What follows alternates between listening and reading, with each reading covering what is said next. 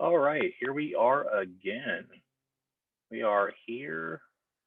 It is nighttime and it is pushing 10 o'clock now. And I'm going to go ahead and put the meeting out there for everybody.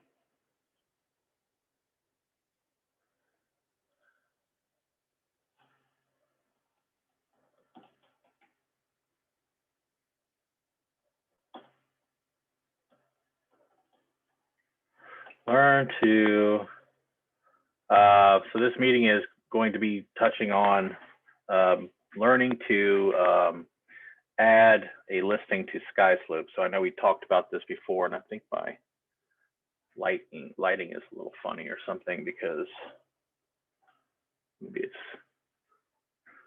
I'm kind of looking like I'm half of me a little bit. Learn to add a listing to listing. I put listing. So let's share our screen here. Go ahead and share my screen. And we're going to share it. Number 1, share. All right. And so we're going to learn to add a listing to Skyslope. And so part of that is you need to download. So if you haven't already done this, this is like Realtors on the Go 101. Okay. You need to have a cam scanner or some sort of scanning app on your phone. But I have found that cam scanner, and I just pay the monthly, it's like a yearly fee. Okay. It's like, I don't know, $60 a year or something. And I just pay for the yearly fee, the $60 a year for cam scanner. And it's available on Android and iOS, so you should be able to get it in either one. And I think iOS has a scanner app on Notes or something.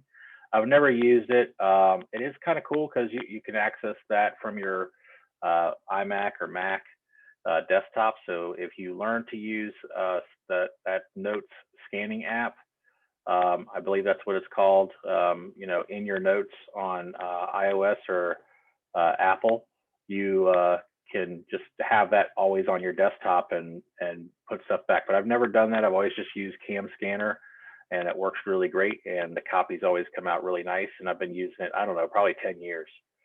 So you want to use Cam Scanner, and you want to email. So once you create the listing in Skyslope, you're going to get the Skyslope email and email that property's the documents to that property's specific email address. And I'm going to show you that here in a minute. So live now, learn to add a listing on to Skyslope. So we did a transaction before, and now we're adding a listing. And I'm going to put the paste. All right, and we got it. Post.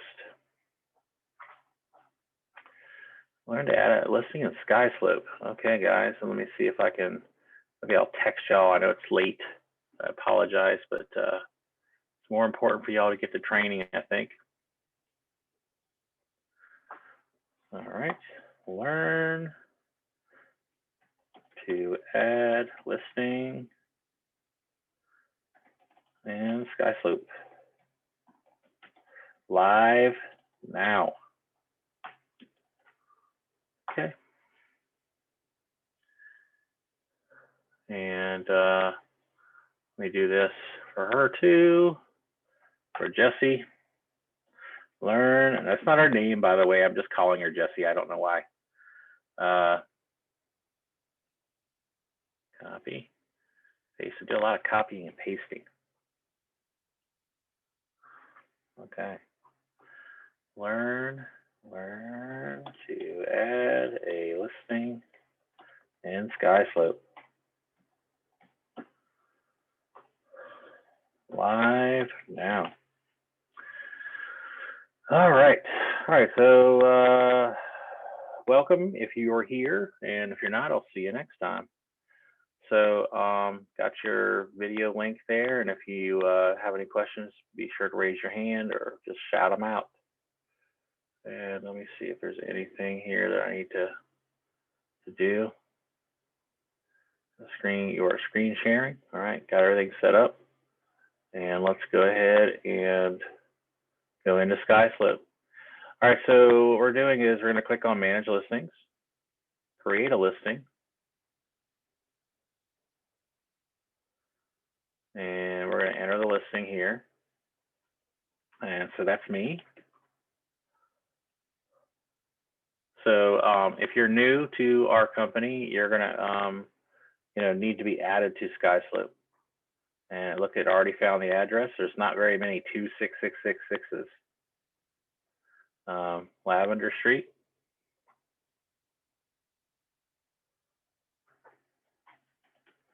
Got this, my wife asking me a question, adding this listing in, and I'll be done in a few. So anyway, so let's go. It says it is a listing, regular listing. And this house is, I hate to say it, but it is kind of overpriced. So I have this one guy who likes to gamble. And I don't mind because we're going to run ads with this listing. And so it's a 2.5, we'll just call it, and that's a 2.5. So you see what we're doing here? We're adding the commission here. I apologize. It's next question. And the listing date was 3/21. And so it was a few days ago. And the expiration is 10/21. So you see, we're just going in here and adding these. It's real simple, self-explanatory stuff here. So when you get a listing, pretty simple. It looks like it was built in 1950. And source is a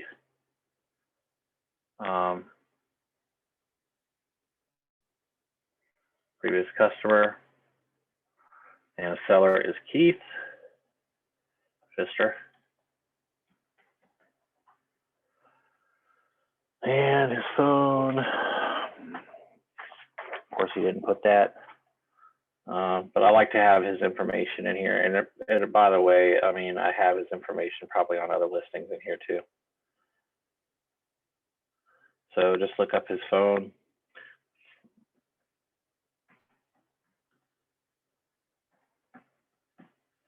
All right. And then DFISTDRKEITH@gmail.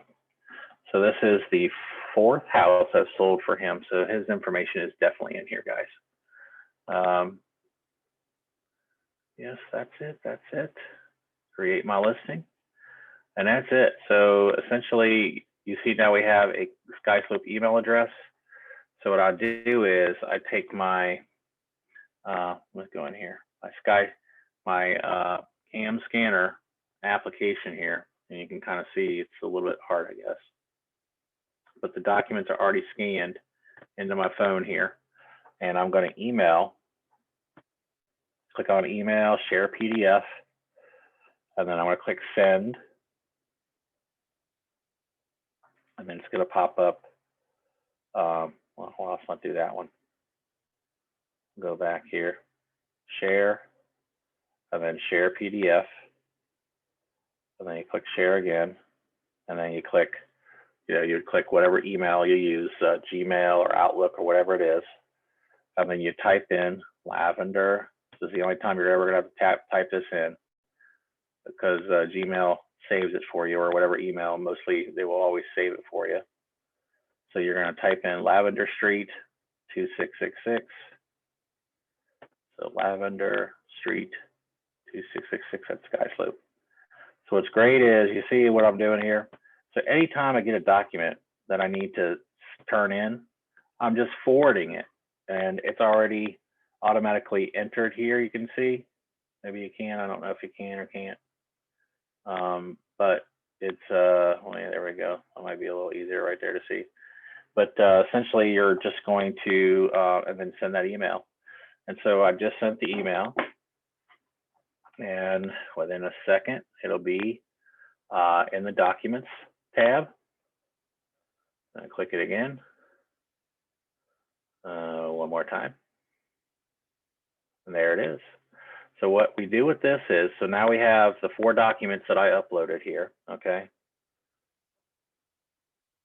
And it'll populate them right here on the right. And we're going to type in listing agreement, and that's going to be page 1 and 2. So we're just going to go 1 and 2 here, like you can select 1. So page from 1 to 2 is the listing agreement.